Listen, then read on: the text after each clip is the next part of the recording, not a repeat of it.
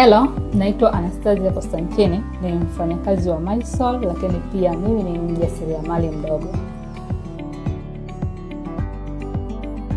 Safari yangu ya ujasiriamali ilianza nikiwa chuoni. Nilikuwa natamani sana kiachana kwamba nikiwa nimeajiriwa au kama sijaajiriwa, lakini pia naweza kuwa nafanya ujasiriamali. Kwa hiyo nilipotoka chuoni nilianza na utaratibu wa kufanya ujasiriamali kwa kufungua duka la mangi.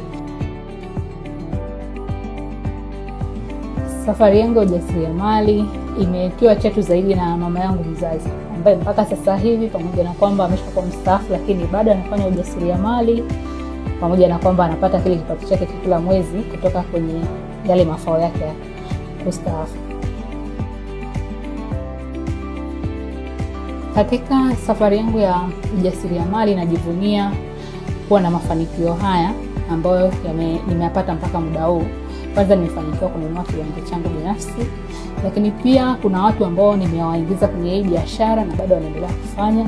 Lakini pia tatu, imenisaidia kwenye kutengeneza mtaji zaidi wa ile biashara ambayo naiwaza mbeleni zaidi kutokana na ujasiriamali ambao ninaofanya muda huu.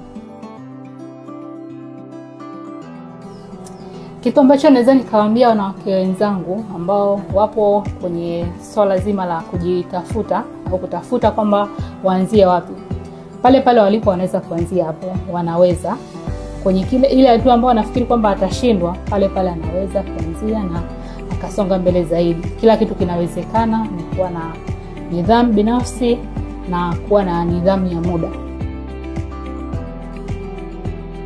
Ujumbe wangu siku hii ya wanawake duniani, kwa wanawake ambao wanatamani kuwa wajasiriamali kama mimi au wafanya biashara wakubwa, hatua ya kwanza kabisa waanzie pale walipo, wachukue hatua na waamini kwamba wanaweza kutoka pale walipo wakafika hatua za mbele zaidi.